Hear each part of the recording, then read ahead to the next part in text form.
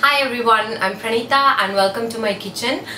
Today actually I wanted to give you guys a tour of my pantry. But before we go into the video, I wanted to say thank you for showing your support by liking the videos and watching the videos, subscribing to my YouTube channel and also liking my Facebook page. So thank you very much for posting the comments as well.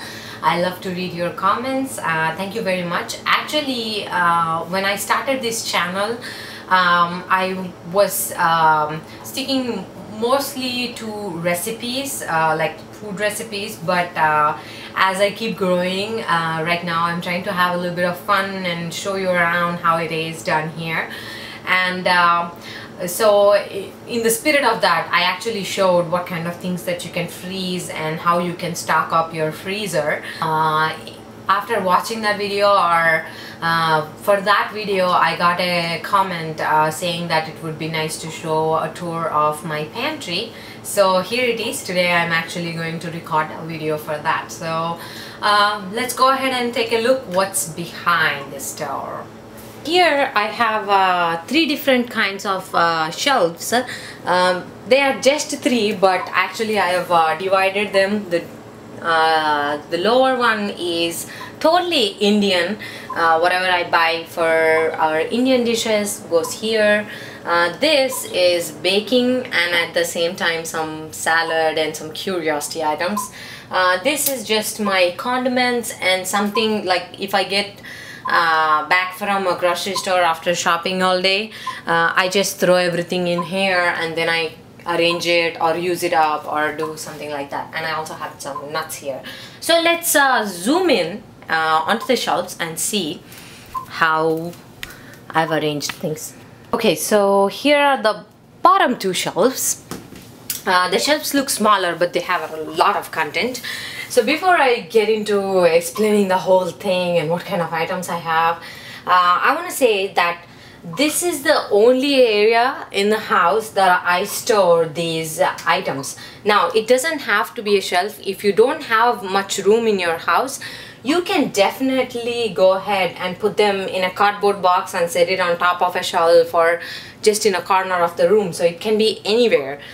Basically, but I do want to mention that this is again just Indian.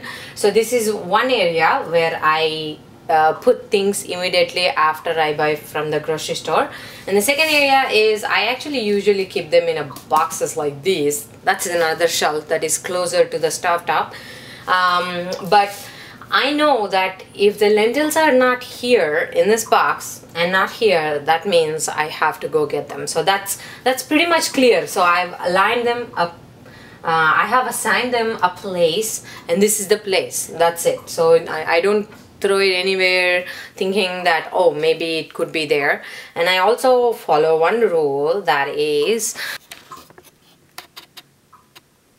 and here I have my trusted phone, which I think this app is called Notes, and I have all the items that I majorly use in Indian cooking. Some items I don't write them, but like jowari flour or chapati flour, something like that, that is very important for me. I write them down, and if the item is at home, I usually tick it and that's it. It just makes it check mark, and if I need it, I just uncheck it, and then when I go to the store and check my list, I can actually keep track of what's in the house and what's not.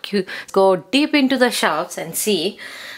So I have boxes, app, and here, as you can see, the first compartment is, the first thing as you can see is I have some ravas. This is idli rava, suji, and this is coarse suji. I have all the lentils right here, and you know, this thin poha for snacks, or I use it mostly in idli and dosa batters while I'm grinding them. It gives fantastic colors to your dosa, so do try it out. And if I move this on the back, as you can see, I have, I don't know if you can see, but I have all the spices. That is, I start from mustard seeds to sesame seeds to ajwain, the cloves and the cardamom and coconut and everything is right there.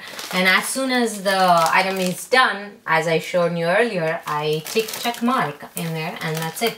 So I have thin poha, and I also have here flours. When I buy a lot of flours, I usually keep it on the back because you know, you only need it like just once in a while, so that's why I allocated like a back of the shelf. It's a little bit deeper and that's the end of the shelf.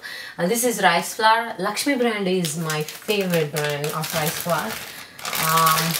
Coming to the second shelf, actually here I have some croutons.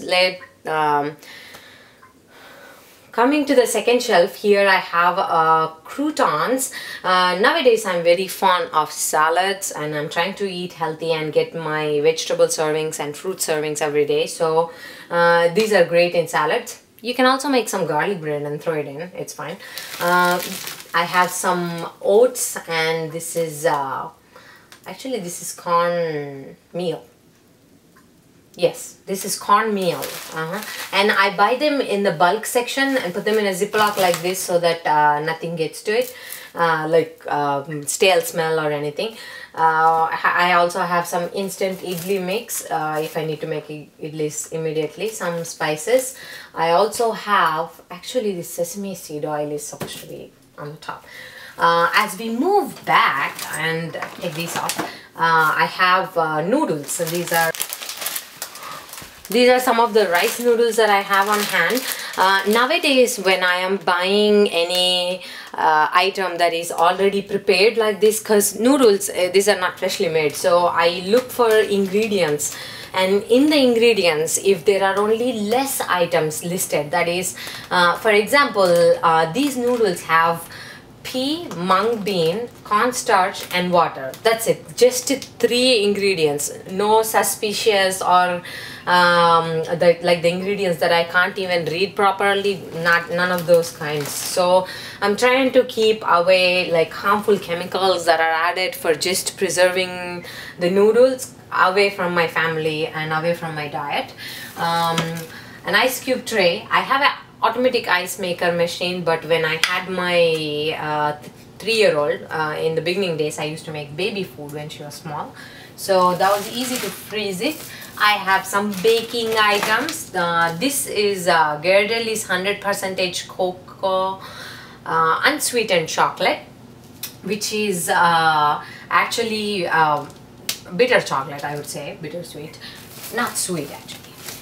And I have some small gelatin packets, and I have hazelnut coffee powder.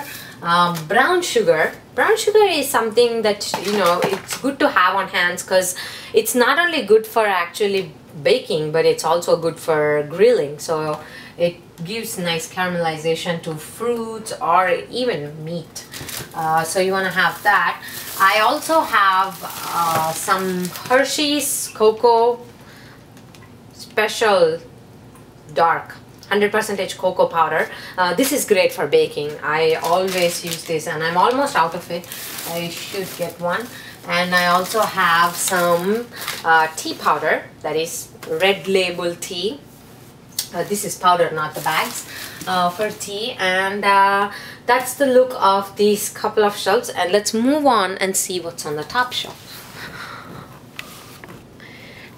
And in my top shelf, that is, here I have some condiments like some olives, capers, some red beans and some cannellini beans. Now, I don't always have these canned beans. Usually if it comes to chickpeas, I soak them and boil them and freeze them.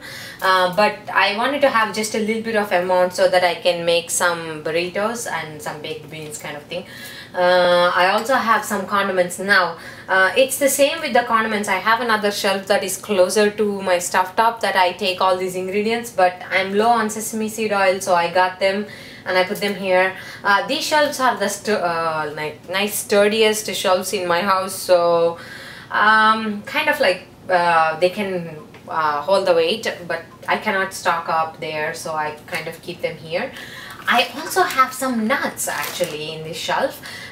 We have walnuts there in the box that we eat. I also have some almonds. Almonds are really great. I love almonds. These are some of the nuts for just baking. Slivered almonds, unsalted pistachios, some hazelnuts, and this is also great for snacking. One pack you take and sit with it, you'll get like everything.